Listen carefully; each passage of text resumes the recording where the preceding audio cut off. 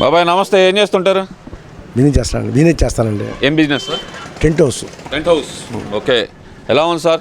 కూటమి ప్రభుత్వం వచ్చింది, 18 నెలలు అవుతుంది, ఎలా ఉందంటారు? బాగుందండి. ఏ విషయంలో నచ్చింది మీకు? అన్ని విషయాలు బాగున్నాయండి. ఒక విషయం ఏంటి, అన్ని విషయాలు బాగున్నాయి, చాలా బాగుంది. అన్ని విషయాలు బాగున్నాయి అంటున్నారు సార్. అసలు ఏం పని చేయట్లేదు కూటమి ప్రభుత్వం? అటు సంక్షేమం లేదు, ఇటు అభివృద్ధి లేదు, రాష్ట్రాన్ని అధోగతి పాలు చేస్తుందని చెప్పి మరి జగన్మోహన్ రెడ్డి గారు చెబుతున్నారు కదా. 100 అంటాయండి, అంతకుముందు 170 వస్తాయి అన్నాడు. 100 చెప్పాడు. ఎన్ని సోది మాట్లాడండి, వేస్ట్ అయ్యింది. చాలా ఏమన్నా 100 అడగండి, 100 బాగుంటుంటారండి. అది మాత్రం అక్షర వాస్తవం. అది ఎన్ని సోది మాట్లాడద్దు. పార్టీ ముఖ్యం కాదు, పబ్లిక్ కావాలి జనాలకి. అంతే. ఈ పార్టీలు జనసేన కావచ్చు, బీజేపీ కావచ్చు, టీడీపీ కావచ్చు, వైసీపీ కావచ్చు, కానీ బాగా చేసేవాళ్ళు మెచ్చుకోవాలి మనం. అది కావాల్సిందండి. ఎన్ని సోది మాటలు వద్దు. అంటే గతంలో నేను బాగా చేశాను అంటున్నాడు కదా సార్. మరి చేసాడు బాగా, ఒక మాట చెప్పండి. ఇట్లా మాడితే టీవీల్లో లోపల వేపిస్తాడు. ఏంది మాట చేసేది?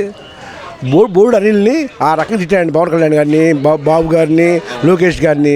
ఏం చేశారండి? ఏందండి ఇది అర్థం కాదు. సామాన్య మనం వాళ్ళు ఆ స్థాయిలో ఉన్న వాళ్ళని యాంగర్కి చొక్కాలు ఇరుచుకొని చంపేస్తా అన్నాడు.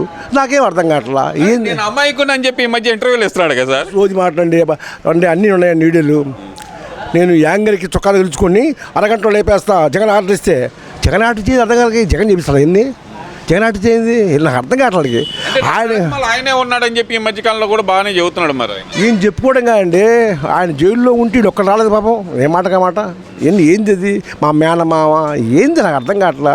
ఆయనకే షూట్ లేదు బాబు గారికి. ఇంకా మేము మాట్లాడితే పరిస్థితి అండి, చెప్పండి. సరే, ఇక్కడంతా బోరుగడ్డ అనిల్ విషయం పక్కన పెడితే రాష్ట్రంలో అభివృద్ధి అనేది లేదంట సార్. ఎవరు చెప్పారండి? రమ్మని అమరావతి చూపిస్తాం. తాడికొండ కాన్స్టిట్యూషన్లో మన ఎమ్మెల్యే గారు శ్రావణ్ కుమార్ గారు బాగా చేస్తున్నారు. చాలా చక్కగా ఉందండి పరిస్థితి.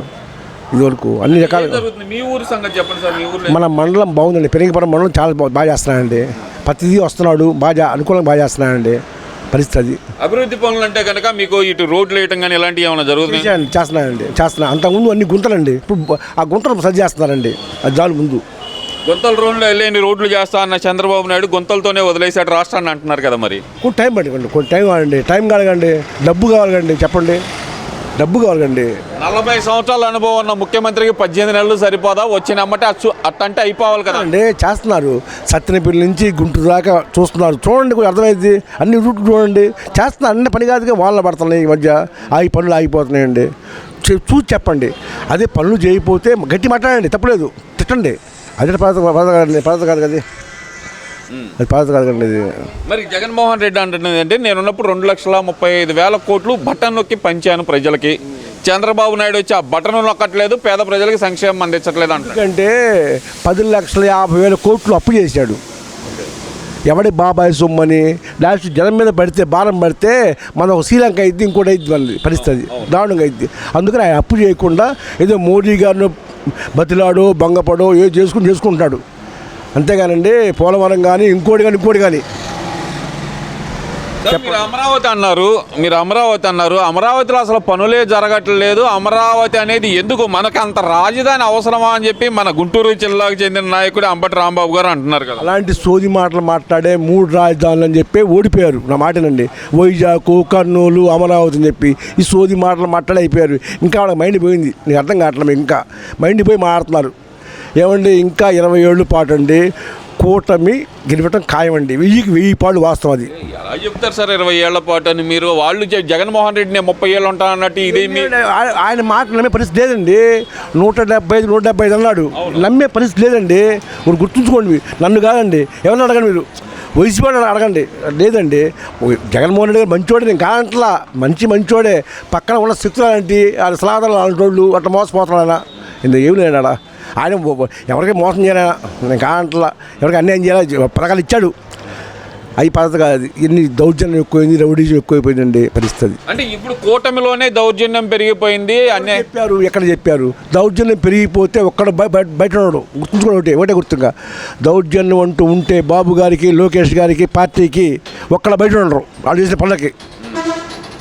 మరి ఇప్పుడు అందుకే కదా పేరు నాని మీద కేసులు కానీ, వల్లభనేని వంశీ మీద కేసులు కానీ. పేరు నాని కేసులు కూడా ఏమండి, బాబు గారు భార్య మీద కేసు పెడితే తప్పని చెప్పి ఆపిచ్చాడు.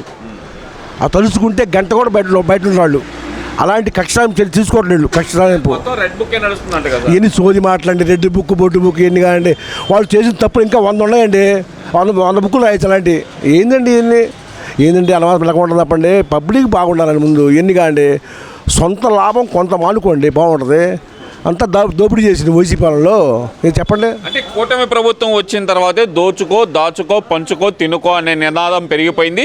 మేమున్నప్పుడైతే కనుక డైరెక్ట్ డీబీటీ అంటే కనుక డైరెక్ట్ ప్రజలకు వేసాం. ఇప్పుడు వీళ్ళు మొత్తం దోచుకు తింటున్నారు అంటున్నారు. మాట్లాడడం తప్పండి. ఉపయోగం ఉంది ఏమన్నా? నువ్వు లంజ అంటే నువ్వు లంజాలని తప్ప ఏమైనా ఉందా? మీరు చెప్పండి ఎంతవరకు కరెక్ట్ అది. నేను కాదంట్లా. వచ్చారు, అడిగారు, చంపారు. నేను కాదు ఇంకో పెద్దవాళ్ళు అడగండి, చెప్తారు అదే మాట.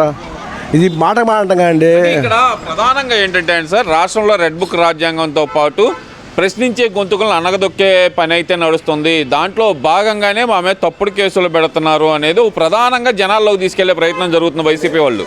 అదే పవన్ కళ్యాణ్ గారు ఆ ఉన్న కోపానికి ఆవేశానికి బాబు లేకపోతే ఇంకో రకంగా ఉండేది. బోరుగడ్డ కానీ ఇంకో రకంగా ఉండేది. అతను బాబు ఉండబట్టి ఆపబట్టి పవన్ కళ్యాణ్ ఆగుతున్నాడు.